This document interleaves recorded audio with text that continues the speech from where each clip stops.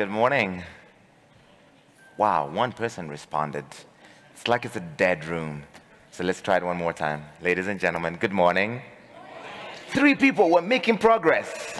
One final time. Ladies and gentlemen, Kigali, good morning. Thank you, you're fantastic. I'm excited to lead this panel about manufacturing in East Africa. Can we turn the region into a manufacturing hub? You've seen the blurb about...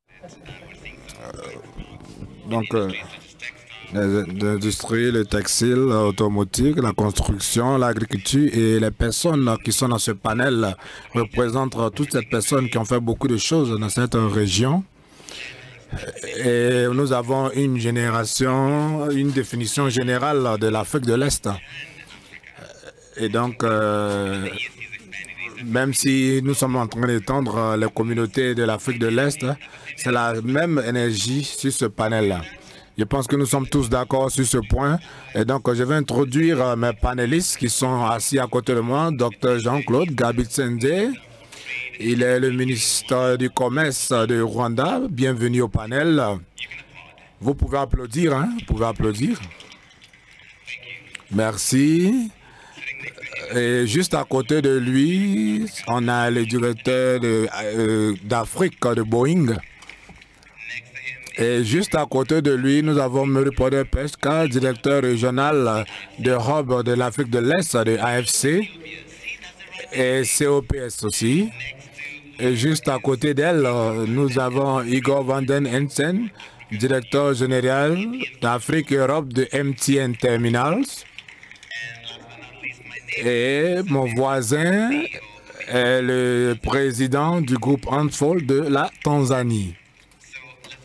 Et donc, nous allons commencer dans le vif du sujet. Vous faites beaucoup de fabrication, de construction dans une grosse variété d'industries pour construction de bâtiments. Essayez de parler un peu de votre portefeuille. Et donc, nous nous spécialisons dans tout ce qui est véhicules safari, des véhicules un peu populaires. C'est un produit qui permet de pouvoir conduire les touristes dans les parcs. On essaye de faire en sorte que ces véhicules-là soient confortables et sécurisés. Et ici, à ce Africa CEO Forum, nous pensons que c'est le moment pour l'Afrique. Et en tant que produit africain, on doit aller au-delà de nos frontières. Et donc, nous ne considérons pas juste comme des Tanzaniens ou d'Afrique de l'Est. Nous regardons l'Afrique comme un marché pour tout le monde afin que nous pouvons avoir une économie d'échelle, pouvoir s'étendre un peu dans l'Afrique. Et donc, ce n'est pas juste des véhicules safari, mais on a trop de types de véhicules. Nous avons une autre division. Nous fabriquons des camions pour pouvoir jeter les déchets. Et donc, nous voulons avoir des produits qui vont avoir un impact environnemental. Aussi, faire le recyclage de papier. Nous avons des cartons en boîte. Nous avons aussi des véhicules électriques. Donc, on donne une deuxième vie à ces véhicules une fois que les véhicules ont déjà été utilisés pour 10 à 15 à 20 ans. Donc, le client nous ramène les véhicules, on essaie de les changer de diesel à électrique. Nous avons aussi des panneaux solaires avec des stations pour charger ces véhicules. Donc, en faisant cela, nous n'avons pas de vieux véhicules sur le marché. Nous leur donnons une deuxième vie. Donc, nous essayons de fournir des solutions à des investisseurs qui veulent venir en Afrique, qui n'ont pas vraiment envie d'acheter des terrains. Nous achetons les terrains, nous construisons ces bâtiments-là. Et donc, nous essayons d'aller au-delà de nos frontières afin de pouvoir avoir assez d'investissements dans notre pays. Et donc, il y a beaucoup d'effets parce qu'il y a la création d'emplois. Et je pense qu'en faisant cela, on ne veut pas qu'il y ait un problème en termes d'investissement, un conflit entre les investisseurs et ceux du secteur privé. Donc, on essaie de voir des opportunités chaque jour, mais c'est très important de regarder en considération la durabilité du projet, l'impact environnemental et d'avoir un impact positif sur la communauté locale. Ce que les gens ne savent pas, vous êtes le ministère du Commerce du Rwanda. Vous êtes aussi un professeur d'agriculture et d'économie. Et est-ce que vous enseignez toujours? Oui, je continue d'enseigner. Je suis toujours en train de superviser des étudiants en doctorat. Et comment arrivez-vous à gérer cela en tant que ministre?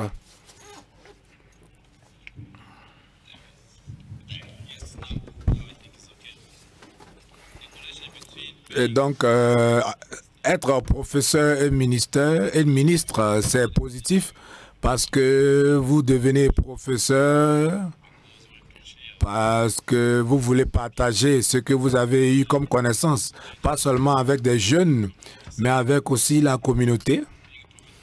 Et donc, être un professeur, c'est une manière de vivre. Être un ministre, c'est une manière de servir plus de personnes, utiliser ce que vous connaissez. Je suis quelqu'un qui est convaincu que la théorie est très importante de devenir pratique. Vous allez voir que ce dont nous sommes en train de discuter ici, il y a beaucoup de personnes ici qui sont plus dans la pratique.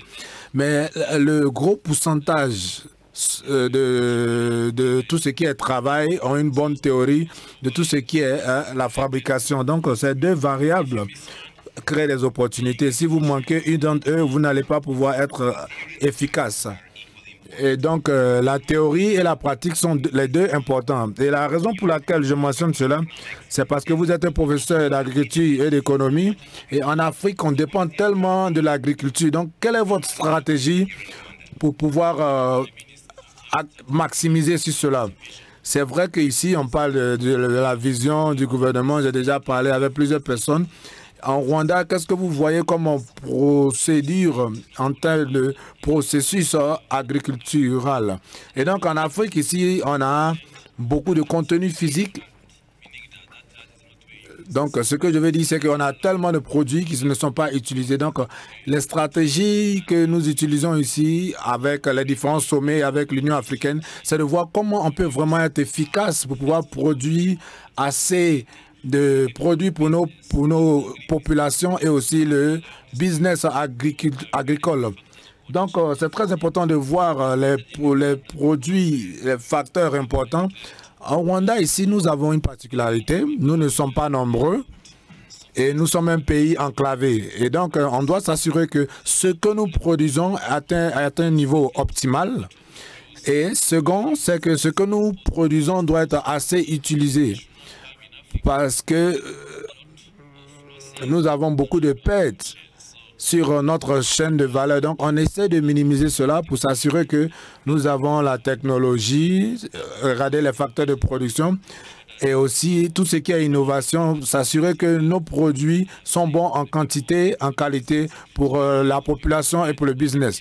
En Rwanda, ici, nous avons PSTA, c'est un programme de l'agriculture et nous sommes au niveau 5, ce qui signifie d'ici à 25 ans, nous voulons avoir des stratégies pour pouvoir... nous avons toujours des défis, mais je pense qu'aujourd'hui, nous sommes en train de contribuer sur notre PIB parce que nous avons de l'export. Nous sommes en train de pouvoir importer. Mais si vous voyez les tendances sur les opportunités de PIB, l'agriculture se porte très bien parce que nous investissons beaucoup dans tout ce qui est processus agricole. Et nous voulons utiliser les équipements, tout ce qui est construction. Donc, en termes de collaboration avec les autres, le Rwanda appartient à la communauté est-africaine et nous pensons aussi à AFT, tout ce qui est association commerciale de l'Afrique. Nous voulons travailler ensemble pour pouvoir mettre ensemble toutes les pièces que nous avons et voir un peu en termes de mise en œuvre. Si vous voyez dans notre association, les gros défis que nous avons au ministère du Commerce, c'est la logistique.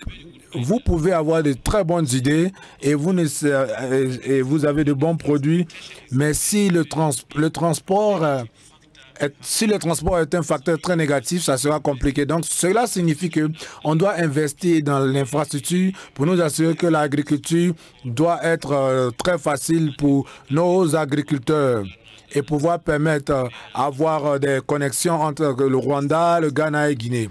Donc, investissement, on doit investir. c'est très important d'avoir assez d'argent pour pouvoir investir dans nos projets. C'est vrai, nous avons des partenaires, mais le plus important, c'est que notre association commerciale africaine, en tant qu'Africains, nous devons nous mettre premiers et les autres vont venir soutenir ce que nous pensons. J'ai bien compris ce que vous avez dit. Vous avez parlé de logistique et l'importance, même si nous sommes devenus un groupe très important, on ne peut pas transporter tout ce qui est fabrication d'un autre pays à un autre pays. Merci Larry. Avant de pouvoir répondre à votre question, je vais féliciter le ministre du Commerce pour avoir accueilli cet événement-là. Je suis convaincu que l'Afrique est sur la table et part sur le menu, donc je suis vraiment content de ce fait-là. Oui, le transport, l'écosystème du transport est très crucial. Et donc, la logistique est très importante. Si cela ne fonctionne pas, tout le système ne va pas fonctionner. Et si vous voulez améliorer votre économie, vous devez investir.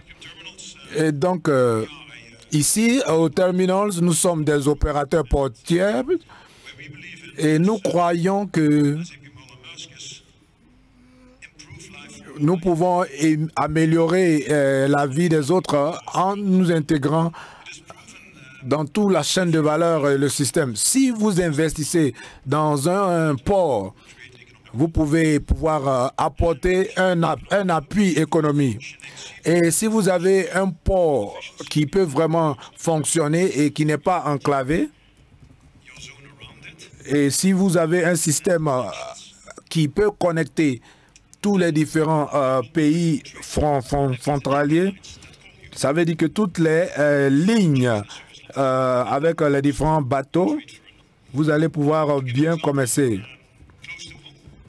Donc aujourd'hui au Rwanda, nous travaillons, nous sommes le plus grand fournisseur de conteneurs de la mer au Rwanda. Et donc de Mombasa. Donc c'est très important que nous investissons et que nous investissons ensemble. Ce n'est pas un défi que nous pouvons faire face seuls en tant qu'entreprise privée, mais c'est plutôt avec des partenariats. Donc nous sommes très ambitieux, nous sommes présents en Afrique du Nord et en Afrique de l'Est et nous voulons vraiment nous étendre dans l'Afrique de l'Ouest. Nous avons des partenariats avec des gouvernements et des autorités parce que c'est un investissement sur le long terme. L'accord. Vous avez parlé de ces partenariats dans l'Afrique de l'Est. Donc, vous allez parler du gouvernement de faire la promotion d'investissement. Et il y a beaucoup de fabrications qui se font dans la région. Je ne suis pas vraiment ancré dans tout ce qui est technologie.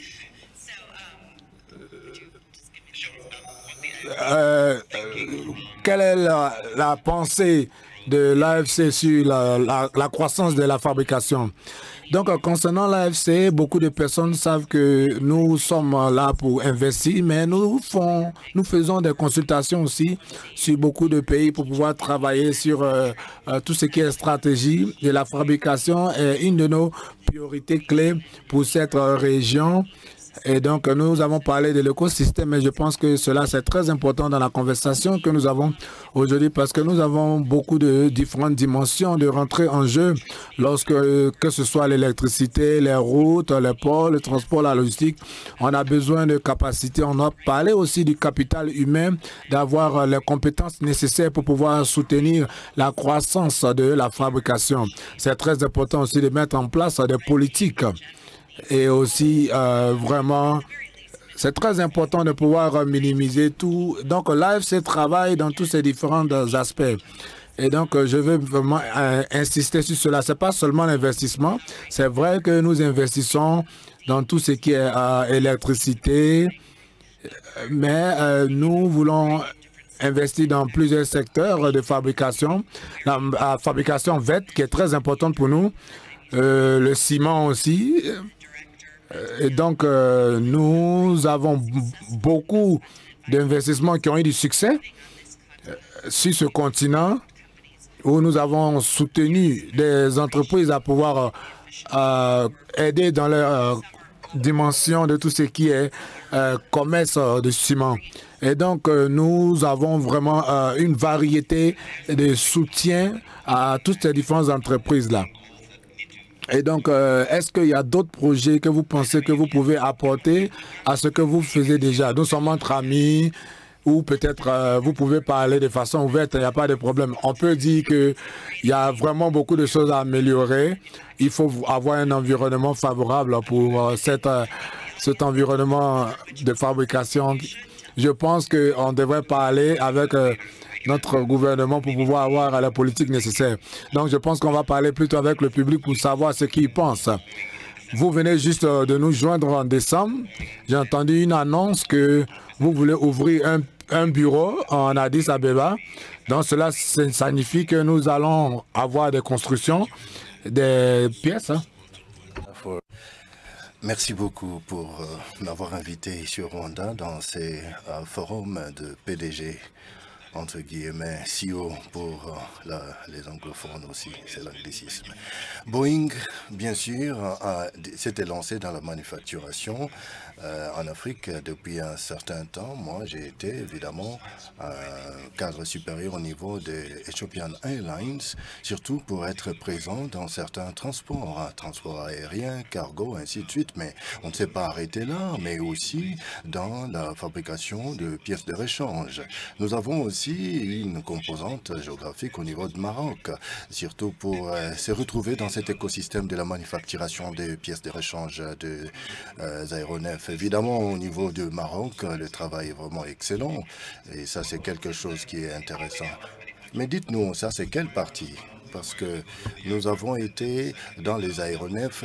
Deuxièmement, nous avons aussi de couverture d'insonorisation et aussi pour l'installation. Voilà, nous avons commencé avec JV. C'était ça notre initiative avec Boeing et avec les initiatives éthiopiennes. Il était question de tirer profit de cet avantage.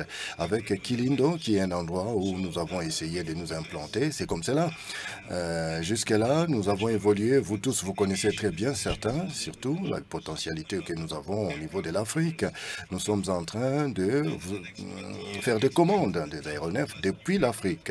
Nous continuons et nous croyons que d'ici peu, nous aurons plus de 1000 aéronefs qui seront achetés depuis l'Afrique. Et je crois que néanmoins, ça c'est vraiment un avantage important. C'est une plaque très tournante en termes des opportunités positives.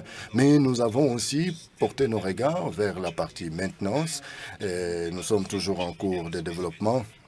Évidemment, nous allons voir dans cette affaire de l'aérospatiale, nous allons saisir toutes les opportunités. Le gouvernement travaille avec les entreprises ou les compagnies aériennes. Nous avons besoin de voir si des capacités à l'échiquier ou à l'échelle mondiale peut être importées, venir jusqu'au niveau de l'Afrique, travailler ensemble. Dites-nous un peu, avec votre piste professionnelle, vous avez été en Ethiopian Airlines pour le secteur de la communication. Je suis en train de me poser la question de dire, qu'en pensez-vous pour vos affaires quotidiennes? C'était évidemment une avancée fluidique dans la manufacturation de pièces de rechange ou comment? Non, écoutez, ça c'est un secteur qui est très réglementé, que ce soit régionalement ou nationalement. Ça prend beaucoup de paquets de savoir à développer. Bien sûr, il faut passer par des formations, aussi la vision et aussi des politiques, parce qu'actuellement nous travaillons avec la composante du secteur privé pour voir comment nous pouvons renforcer des capacités locales.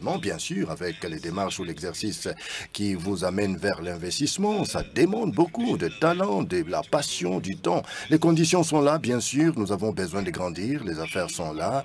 Bon, écoutez, nous voulons parler un peu de ces zones économiques. Nous avons écouté tant d'histoires, surtout avec l'exemple du Rwanda. Le gouvernement a essayé d'exploiter une terre, donc un terrain non développé pour voir comment il pouvait implanter cette zone de franche zone industrielle. Je pense que merci d'abord pour cette question actuellement, bien sûr.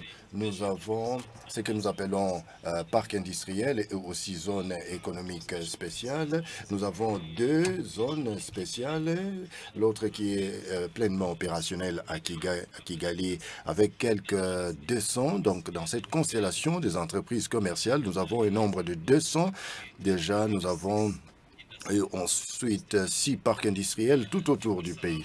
La politique autour de cet exercice d'affaires, c'est que nous puissions avoir d'abord un regard sur les capitaux, les infrastructures, et nous permettre de créer un environnement ambiant, surtout, tout en touchant un peu sur le coût, l'utilisation de l'électricité. Excusez-moi, à corriger un peu votre micro, s'il vous plaît, parce qu'il y a des décalage sonore. Oui, bien sûr que nous sommes là pour voir comment nous pouvons soutenir le monde des affaires, surtout les opérateurs commerciaux. Évidemment, Kigali, avant, c'était le parc industriel. Nous avons essayé de mettre cela à l'échelle, à grandir pour que ça devienne une zone économique spéciale. Comme vous l'avez dit, ça nous permet quand même d'avoir de bons rendements parce que notre cible, c'est quoi? C'est d'investir, de booster un peu les opérateurs économiques. Ça fait déjà 7 ans dans notre démarche.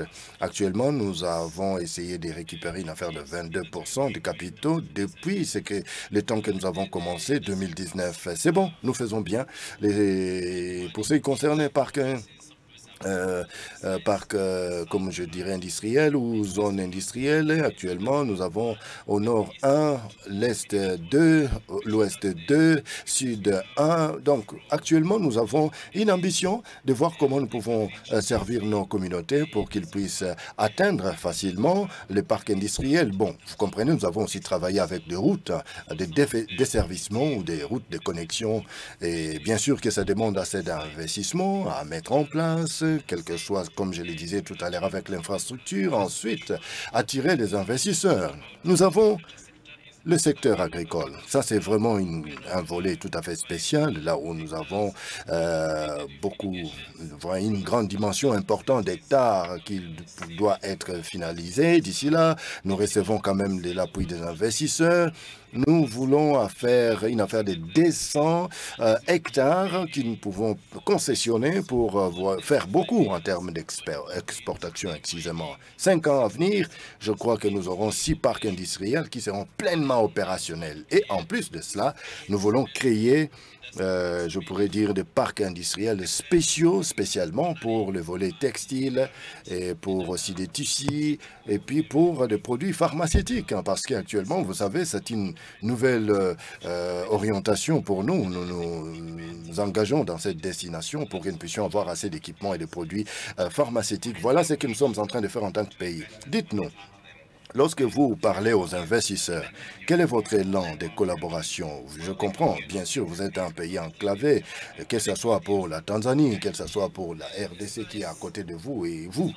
Vous savez, la dimension géographique n'est pas un problème parce que nous avons besoin d'avoir des décisions rationnelles. En termes d'offrir des opportunités à ce que les gens viennent faire des affaires, nous devons nous rassurer d'abord que nos investisseurs sont sécurisés. Vous comprenez? En termes d'investissement, ils doivent être sécurisés. Ce n'est pas seulement faire appel aux gens, même aussi leurs investissements doivent être sécurisés. Laissez-moi tourner à vous, mon frère. Vous avez dit quoi? Vous avez commencé en 95, c'est ça? Ça fait longtemps. Dites-nous un peu. Quelles sont les opérations intensives? Les opérations intensives, je ne sais pas, comment vous cadrez cela? Comment vous avez réfléchi sur cela? Si, par exemple, vous envisagez d'investir plus? Bien, merci pour cette question. J'étais en train de tourner ma cervelle de ce côté-là pour réfléchir, faire un commentaire dans ce sens. Nous, au niveau de l'Afrique, nous sommes toujours dans cette bataille, c'est-à-dire soit le poulet vient avant que l'œuf. Nous parlons des capacités, nous parlons de coûts. Malheureusement, lorsqu'il faut penser aux grandes dépenses ou bien de prestataires de services, les politiques en place, c'est pas vraiment quelque chose qui est en train de promouvoir des locaux, de monter un peu. Je ne sais pas, littéralement, comme c'est là que je pourrais le présenter. Pour nous, de renforcer les capacités pour investisseurs, ça demanderait peut-être 100 millions de dollars en termes d'investissement. Et aussi, première chose à faire, ce qui est bien, il faut avoir un plan d'affaires. Mais comment vous allez planifier, investir pour que vous puissiez obtenir un rendement dans l'avenir, un retour financier? Alors, vous comprenez, nous voulons acheter local, renforcer les capacités localement. Bien sûr, avec les renforcements des capacités, nous devons démarquer des périmètres de la qualité et aussi l'intégrité, n'est-ce pas? Vous comprenez? Et aussi, tout en pensant aux politiques, les politiques d'accompagnement technique, surtout pour les capitales humains qui doivent être utilisés localement. Vous comprenez? Ressources humaines dans le contexte local, c'est bon. Parce qu'ils peuvent aussi obtenir l'opportunité ou saisir l'opportunité d'être formés à l'étranger. Et puis, avec l'importation des nouvelles technologies, de l'intelligence artificielle, ça serait bien. Nous envisageons de renforcer, de consolider le paquet de connaissances au niveau de l'Afrique avec le matériel de base que nous avons, soit que nous cultivons. Certains ne peuvent même pas être utilisés immédiatement, mais nous devons avoir de bonnes stratégies politiques en place qui pourraient nous permettre de déblayer le terrain, qu'on puisse quand même se sentir à l'aise. Et surtout, avec le milieu africain, nous avons besoin de produire des produits qui ont été depuis l'Afrique, tirés depuis l'Afrique, et ça pourrait aussi être exporté en dehors de l'Afrique. C'est ça notre projet pour les 30 ans à venir, ou bien disons-les 20 ans à venir. Voilà le point que nous voulons vraiment souligner avec beaucoup d'appels aux accords pour que nous ne puissions pas répéter la même chose chaque année, chaque 5 ans après. Nous avons besoin de mettre en place des politiques en place pour que des produits locaux soient capitalisés de matières premières aux produits, parce que la valeur ajoutée, c'est quoi? Un exemple, par exemple, si vous cultivez l'orange, vous exportez l'orange, en retour d'avoir cette orange être convertie en 2 oranges. Vous comprenez un peu, c'est ça la politique de multiplicité que nous sommes en train de traiter au niveau pays, au niveau régional. Je pense que pour le cas de l'exportation de l'orange, je pense que le coût du capital pour un entrepreneur, pour petits moyens entrepreneurs, c'est difficile d'emprunter l'argent. Et si vous le pouvez, oui, ben, c'est un peu... Excusez-moi d'être un peu diplomatique dans ce sens. Non, allez-y, vous pouvez le dire. Vous savez, l'histoire de l'entreprise, chiffre d'affaires, $1. Quelques années après, vous aurez $100. Vous savez, des affaires de famille doivent toujours avoir des visions. Sinon, vous serez bloqué quelque part. $10 000, vous poussez avec des exigences, avec plus des recherches vraiment profondes, de savoir que c'est une affaire de famille. Mais nous avons aussi besoin d'entrepreneurs qui peuvent nous soutenir. Vous savez, 5 ans pour avoir le retour d'argent, c'est pas facile, hein? C'est très lourd. Alors, les gens, légèrement, je ne sais pas, s'inquiètent un peu sur est-ce qu'ils peuvent se lancer, continuer dans cette opération ou pas. Parce que cet homme d'affaires a besoin de retrouver son argent en retour. Vous comprenez? Il a placé l'argent, mais il a besoin de rentabiliser. Peut-être après 5 ans, après, je ne sais pas.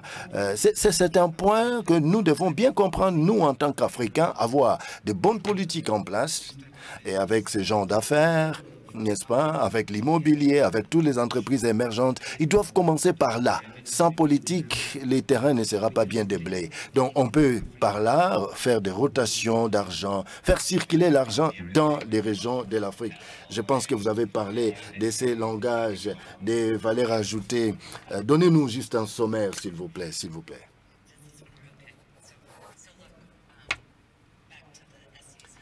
Encore une fois, laissez-moi toucher. Allez-y, je vais toucher sur le coût et le capital. Moi, je pense qu'il est tout à fait important que nous n'avons pas, disons, une opération magique ou bien une action magique. Il faut investir, il ne faut pas avoir peur de défaillance. Pas du tout, de toutes les façons, parce que nous avons vu avec ACSS, nous avons essayé quand même de remporter certains succès, que ce soit pour les opérations commerciales. Nous avions beaucoup de demandes venant du secteur privé, même des gouvernements, à travers le continent, au fait, sur l'étendue du continent. Pour le moment, nous sommes en cours de la prolifération. Nous sommes en train de surveiller notre élan de succès. Tantôt, il n'y a pas, sans engagement, sans prestation, sans ceci, ça va toujours nous ramener aux politiques. Les gouvernements doivent être engagés, surtout des pays qui ont émergé, qui doivent avoir SICI, excusez-moi entre guillemets, comme un ancrage en matière des opérations commerciales avec l'air politique pour que nous puissions renforcer leur écosystème, former l'air politique, pénétrer un peu dans leur espace des cadres réglementaires pour voir comment consolider cela. Vous comprenez, il y a aussi des accords, des échanges commerciaux préférentiels, ça aussi c'est bon. Donc il faut que l'infrastructure de base soit là. Bien sûr, vous reviendrez encore à la question du capital. C'est un autre domaine là où la politique est tout à fait importante. Nous avons besoin d'un bon environnement d'affaires pour que les capitaux ou les capitales puissent vraiment être bien hébergés localement. Les banques africaines, vous comprenez, doivent voir comment renforcer un peu la devise locale, etc. Et puis soutenir les petites et moyennes entreprises et aussi avoir une force, surtout, d'avoir des financements concessionnaires avec tout cela. Voilà ce que je pourrais dire. Moi, je pourrais vous dire que c'est un peu beaucoup plus facile de parler sur des questions financières, soutenir les projets, avoir aussi un bon coût de capitaux si vous voulez faire quelque chose d'important pour l'environnement et aussi ouvrir les corridors pour les femmes. On peut continuer dans ce sens-là, je pense. Comme vous l'avez dit tout à l'heure, nous avons besoin de voir comment balayer le terrain parce qu'il faut nettoyer, parce qu'il y a eu beaucoup de choses qui étaient un peu sales. Je comprends que nous allons beaucoup faire et estimer que la production est estimable pour cela. Je pense qu'il y a quand même un effort de voir comment nous pouvons ceinturer les frontières pour le faire. Et il y a beaucoup d'histoires à succès que nous pouvons montrer sur le continent, dans le ciment et dans d'autres secteurs différents.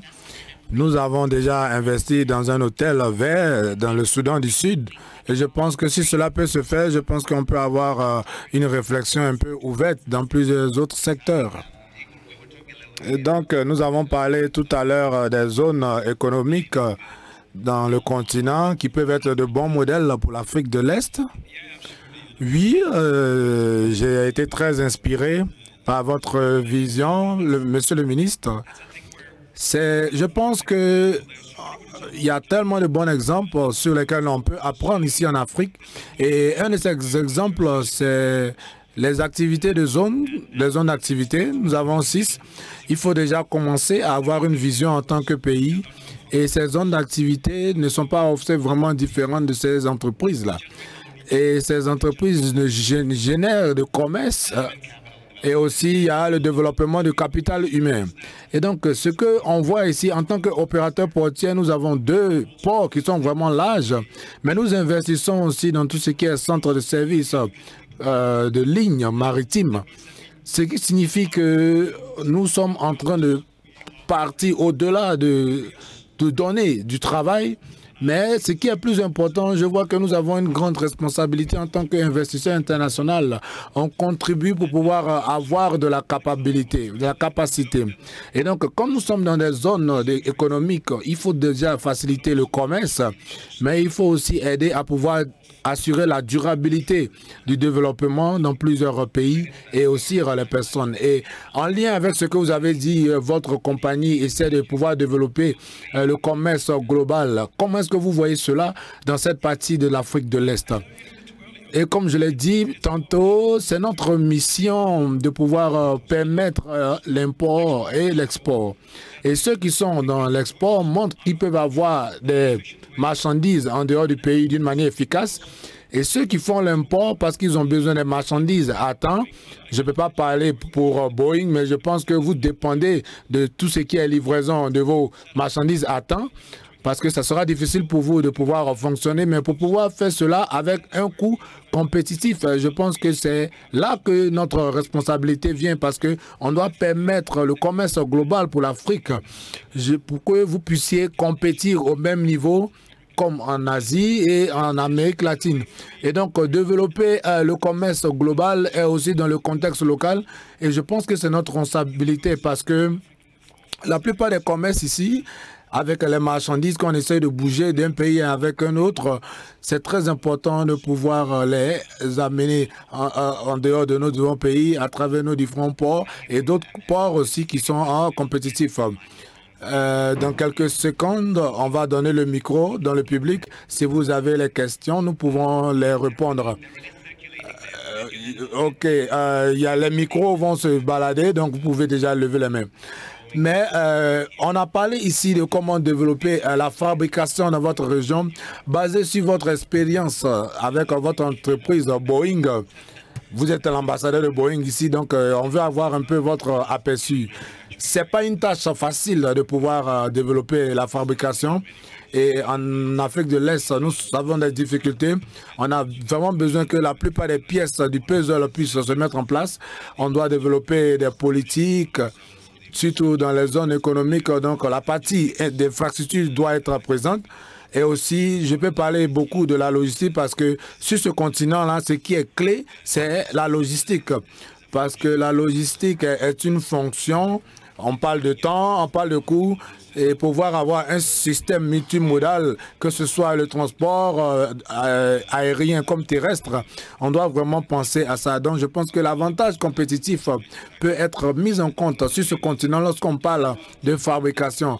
En tant que zone industrielle ou zone économique, nous pensons que tant que nous pouvons contribuer et travailler main dans la main, que ce soit client ou investisseur, on peut avoir une efficacité sur nos différentes opérations.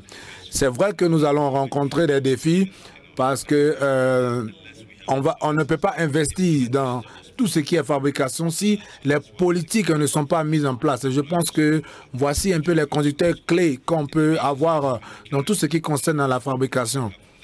Et on a beaucoup de difficultés dans certaines régions parce qu'il y a les impôts, il y a aussi les taxes pour pouvoir faire tout ce qui est développement de business des cargos et c'est pas vraiment facile. Et donc, je félicite vraiment ceux qui sont en mesure de le faire. On a parlé aussi de pouvoir avoir un marché unique qui n'est pas encore en place. Nous y arriverons, mais nous sommes à une vitesse vraiment lente, mais il faut accélérer. Donc, ça demande beaucoup de pouvoir assembler les différentes pièces du puzzle. C'est un défi, mais je pense qu'on peut relever ce défi-là. Bien sûr, avec le soutien de nos partenaires internationaux, il y a un d'eux qui est assis juste à côté de moi. D'accord, merci beaucoup. On va maintenant prendre les questions dans le public. Oui, monsieur, vous pouvez poser votre question. Présentez-vous et posez votre question. Merci, je suis Dr Emmanuel. Je viens du Rwanda. Il y a une grande disparité entre la fabrication et les ressources naturelles, même si on peut aussi inclure les ressources naturelles parce que la plupart des Africains vont à l'étranger pour étudier et quand ils reviennent, c'est comme si c'est la fabrication qu'on paie parce que beaucoup ne reviennent pas. J'ai cette expérience-là en Chine parce que j'ai travaillé avec une entreprise chinoise. Ils ont un programme qu'on appelle Itinerant People, dont nous essayons de travailler avec une usine de fabrication de la Chine au Rwanda. Ce n'est pas facile, mais ce que le gouvernement fait pour pouvoir attirer les investisseurs pour avoir des fonds, si une personne a des qualifications et cette personne revient et prouve ce que cette personne-là peut faire, ils peuvent vraiment contribuer et fournir tous les différents fonds nécessaires qui seront bien sûr donnés par le gouvernement. Et donc, souvent, ce n'est pas facile de pouvoir avoir les qualités humaines. Donc, vu qu'on a besoin d'innovation et de créativité, de mon opinion, si je ne veux pas vraiment contribuer au développement du pays, je peux dire que ça sera vraiment difficile de le faire parce que souvent, vous pouvez avoir votre diplôme, mais lorsque vous revenez, c'est difficile de pouvoir avoir du travail, même si vous avez les compétences. Si vous avez une usine, vous pouvez établir votre propre entreprise. C'est facile de revenir parce que vous savez que vous allez créer de l'emploi. Et donc, voilà un peu mon opinion. Merci, Dr Emmanuel. Nous avons une autre question. Allez-y, posez votre question. Merci, je suis Marika Teni, je suis dans le domaine de l'énergie. C'est un très bon panel parce que on touche un peu tout ce qui est politique, entrepreneuriat, développement des finances. Donc, ma question,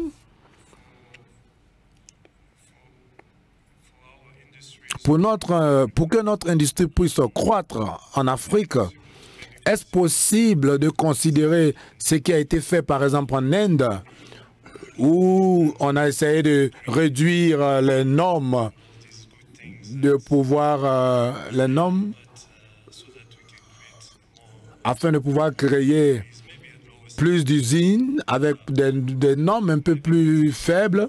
Ça peut être controversé, mais on peut y voir comment pouvoir réduire les coûts et aussi tout ce qui est problème lié à la logistique. Donc, je veux juste entendre ce que vous pensez de cela. J'aime beaucoup cette question. Je vais prendre une autre question avant qu'on essaye de répondre à toutes les questions. Bonjour, mon nom est Ibrahim, je viens du Mali. Je suis dans une agence de promotion d'investissement au Mali.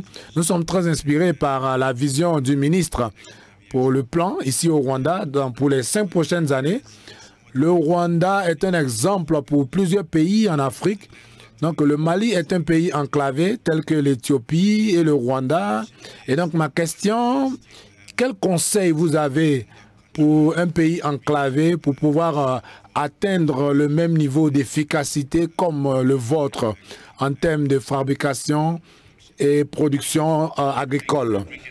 Merci. Le ministre, il vient du Mali, c'est un pays enclavé comme le Rwanda.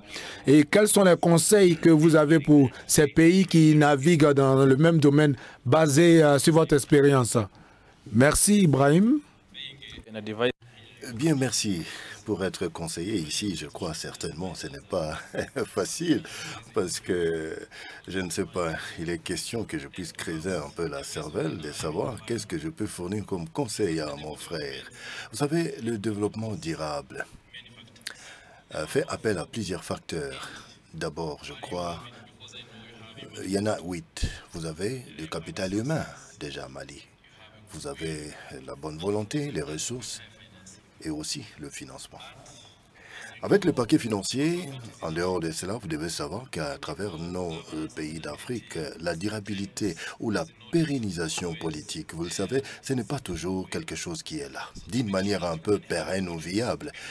Si par exemple vous avez un projet qui doit être financé d'ici 15 ans, vous allez remarquer que AFC ne peut pas, ou CFI ne peut pas financer cela, ça c'est un grand risque. Alors vous savez, le développement est connecté aux gouvernances. Si la gouvernance peut être là pour donner de l'assurance, tout le monde viendra pour investir. Au Rwanda, notre expérience post-génocide, c'était très difficile. Difficile pour quelqu'un de venir pour implanter son usine de fabrication de ciment. Vous voyez, parce que le ciment, c'est un projet à vie, vous comprenez. Mais avec je peux dire, avec la vision du leadership, avec la volonté politique, vous allez voir qu'actuellement, les gens bondissent vers le Rwanda. Donc, essayons de travailler sur la gouvernance et voir réciproquement comment nous pouvons nous aider les uns des autres. C'est ce que je pourrais vous dire, Ibrahim, avant que je puisse parler des autres facteurs. Mais comme j'ai encore le micro pour faire commentaire à Dr Emmanuel. Merci beaucoup, Dr Emmanuel. Je comprends que vous êtes en train de mettre déjà en place cette usine. Je pense qu'en revenant à la maison, même si vous n'avez pas du travail, même si vous êtes milliardaire, même si vous avez beaucoup de choses à l'étranger, la maison c'est toujours chez vous, n'est-ce pas?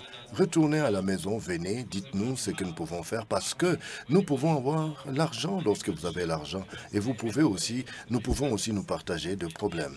Lorsque j'ai terminé avec des problèmes, j'ai obtenu l'offre depuis l'Université de Milan pour devenir professeur visiteur. Et là, j'avais personnellement ce besoin de retourner à la maison et de venir entrer au mariage avec ma jolie dame, ma jolie femme. Ça, évidemment, c'est un peu à côté, mais pensez à quelque chose que vous pouvez avoir vous-même, mais à la maison, c'est toujours à la maison. Vous pouvez des fois rester à l'étranger tout en pensant qu'il n'y a pas du travail à la maison. Mais écoutez, restez à la maison. Restez à la maison parce que vous avez votre maison, vous avez votre patrie, n'est-ce pas? Et comme vous pouvez être la voix, vous pouvez aussi faire écho de votre voix pour encourager d'autres Rwandais qui sont à l'extérieur, même s'ils n'ont pas de travail, ils peuvent venir ici, ils peuvent toujours gagner en étant de retour et être avec. Mais vous êtes rentré, vous n'avez plus investir en Milan, mais parce que vous avez beaucoup aimé votre pays et votre femme. Allez-y! Oui, ça c'est la vraie histoire personnelle. Bien sûr qu'on pouvait trouver du travail. Je comprends que ça c'est vraiment un choix tout à fait personnel, mais à la fin, ce n'est plus personnel. C'est un engagement. Un engagement que vous avez vis-à-vis de votre pays. Ça c'est quelque chose qui va au-delà des sentiments, au-delà des émotions. Parce que vous devez écouter votre esprit. Après avoir passé 10 ans dans le pays, vous appelez, vous écrivez nuit et jour à vos frères, à vos sœurs que vous avez laissés au pays. Vous voyez, ces sentiments-là vont finir par vous pousser de retourner à la maison et vous vous retrouverez chez vous. C'est ça, évidemment, ce que je voulais souligner. Si vous avez la connaissance, vous ne voulez pas servir votre pays, votre continent, votre pays, votre famille, les gens qui sont chers pour vous, moi, je pense qu'à la fin de compte, c'est comme si vous étiez égoïste. Être égoïste. Et pourtant, ça, c'est quelque chose à décourager. Mais ce qu'il faut encourager, encourageons de partager ce que nous avons en commun. C'est un peu philosophique, excusez-moi, Emmanuel, mon frère. C'est la même chose, ce que vous avez dit. Dites aux gens qui sont en Chine de retourner, de rentrer. Et peut-être ils pourraient avoir du travail. Voilà. Il faut toujours retourner à la maison. Retourner à la maison, c'est bien. Voilà, merci beaucoup. J'aimerais clôturer à ce niveau parce que, vous savez, nous avons besoin de travail, nous avons besoin d'énergie, nous avons besoin d'assez d'industrie. Écoutez, je sais que nous avons à l'esprit cette démarche d'envisager d'atteindre un peu les standards occidentaux. Oui, j'ai le même sentiment. J'ai été formé à l'étranger, je suis venu avec une petite affaire et à la fin de compte, j'ai été de toutes les façons dans cette responsabilité. Venez à la maison, apportez la technologie, l'éducation et autonomisons. Autonomisons-nous par rapport à ce que nous avons appris hier. En ce qui concerne le standard, je pense que, je ne sais pas, peut-être le pays... bon, question de s'asseoir avec son gouvernement, dites aux membres du gouvernement la politique que nous pouvons avoir besoin et aussi, il faut leur montrer l'engagement que nous avons en tant que secteur privé. Il faut que nous puissions comment tisser cette politique, raccommodons ou bien, si cela n'a pas existé, créons, fabriquons cette politique. Nous, au niveau de l'Afrique de l'Est, nous sommes vraiment bénis, extrêmement bénis. Tous les gouvernements sont stables, très visionnaires à l'extrême. Hein. C'est la raison pour laquelle vous voyez, finalement, l'Afrique de l'Est est en train de mener la cadence, surtout pour ce forum des PDG au niveau de l'Afrique. Ce n'est pas seulement le Rwanda qui nous sert d'exemple, mais nous tous, nous sommes là. C'est que seulement nous pouvons demander à nos gouvernements, c'est ça le message que je lance à tous nos gouvernements, s'il vous plaît, essayez d'avoir des politiques solides en place pour protéger les investissements locaux. Et aussi, le secteur privé doit penser au renforcement des capacités parce que nous devons renforcer ces capacités tout en portant nos regards sur la qualité. Ça, c'est la chose qui est vraiment très importante. Et aussi, accélérons la prestation des services parce que nous devons essayer de lever la barre beaucoup plus haut pour donner satisfaction aux attentes de notre région. Et aussi, nous devons avoir des produits qui doivent être acceptés, non seulement en Afrique, mais aussi à l'extérieur de l'Afrique. Merci beaucoup. Merci. L'ordre est renversé. Vous allez m'excuser, je vais garder cela très court. Bon, pour essayer de baisser un peu les normes, ce n'est pas une bonne idée. Ici, depuis 2014, nous avons été sérieux sur notre démarche. Cela ne veut pas dire que nous allons porter nos responsabilités rien qu'en évoluant vers la transition. Il faut mettre toutes choses dans le contexte. Laissez-moi vous donner un exemple. Pourquoi c'était une très bonne idée? Bien sûr, j'ai aimé ce que vous avez dit. Vous devez être fiers de vos produits. Mais nous avons signé au niveau du Nigeria l'appropriation d'une parcelle de port au niveau de l'énergie des Nigériens pour essayer d'implanter nos activités concernant l'énergie solaire. Fournir 30% de l'énergie qui peut être attendue. Alors, avec ces rêves, vous comprenez, il faut penser au coût. Le coût, c'est-à-dire qu'il faut penser comment rabattre le coût. Avec les équipements électriques, ça va décroître, n'est-ce pas, massivement, surtout en ce qui concerne ce que nous avons actuellement sur le terrain de marché. En Côte d'Ivoire, nous avons des engins thermales, n'est-ce pas, pour rabattre un peu le prix. Donc, actuellement, pour baisser un peu les normes, ça va vous permettre d'aller de l'avant. Ce n'est pas seulement il faut faire baisser le standard. Dites-nous pourquoi, au niveau de l'Afrique, nous avons tous les mêmes cibles. Pourquoi, jusque-là, nous sommes dans cette démarche de minimiser un peu ou d'atténuer les émissions de gaz à effet de serre. Bien sûr, nous avons toujours parlé des travaux. Écoutez, laissez-moi revenir sur cette question. Le changement climatique n'a pas de frontières. 30-40% des émissions provient de l'industrie manufacturière. Et si nous voulons continuer avec nos prestations, nos affaires industrielles tout le temps, ça va doubler. Je ne pense pas, de toutes les façons, écoutez, je ne pense pas que la croissance de production manufacturière doit être quelque chose qui doit peut-être ne pas créer de problèmes, mais nous devons saisir cette opportunité pour changer l'architecture de la situation avec la nouvelle technologie. Je pense que nous pouvons apporter à cette solution à ce genre de choses. Il ne faut pas penser seulement au coût, comme ce que beaucoup de gens pensent. Cependant, je pense que nous devons maintenir un bon standard environnemental. Je ne crois pas que ça peut être ou bien ça peut être à un prix énorme ou exorbitant, mais une question d'avoir des politiques appropriées. Vous voyez les nouvelles à travers les journaux, journalistiques, etc., avec les réglementations. Je pense qu'avec la chaîne de valeur au niveau de l'Afrique, ça va nous permettre d'évoluer fluidiquement jusqu'à ce que nous puissions être à la surface des marchés internationaux et nous serons visibles. Merci bien, je comprends bien. Je ne sais pas, il n'y a rien pour rien, hein. Je pense qu'avec mon frère, je pense que ça, il a posé une question, l'éléphant dans la salle. Ça, c'est une bonne question.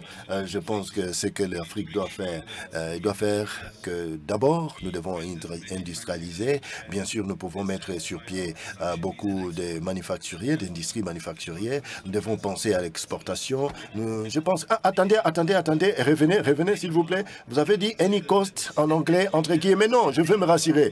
Tout coût, non, nous devons industrialiser. Cette idée que l'Afrique peut se développer sans industrialisation, pas question. Ça, c'est pas possible. Deuxième point, vous savez, pour ceux qui souffrent de la planète, c'est les Africains, parce que la planète est en péril. Regarde les réfugiés, la désertification, la famine. Regarde tout cela, tous ces aléas climatiques, tous ces fléaux, les menaces extrêmes. Mais actuellement, c'est en Afrique. Actuellement, nous voyons, avec des pays qui sont encore faibles, nous avons cet impératif de voir comment nous pouvons gérer nos efforts. Comment nous allons le faire? Ça demandera partenariat, tisser des liens, des alliances de partenariat avec l'échelle mondiale, avec la manufacturation verte. C'est très important. Nous devons développer l'énergie verte pour que nous puissions soutenir nos partenaires internationaux. Et c'est ça qui est vraiment un volet important. Toute chose qui est au niveau du secteur privé, c'est disponible d'ailleurs. Peu importe le coût. Sans nous ne l'utilisons pas, ça deviendrait obsolète. Pour cela, je pense que nous pouvons développer un bon système. Je comprends, ça prend du temps, mais avec grand espoir, les fonds climatiques, oui, il faut que ça vienne en Afrique. Nous attendons ces fonds climatiques depuis 2009, ça fait longtemps, écoutez. Mais Non, moi, ma demande urgente, c'est que pour ces fonds climatiques, nous devons penser déjà voir comment évoluer dans la direction et développer nouvelles technologies. Deux impératifs que nous devons bien gérer.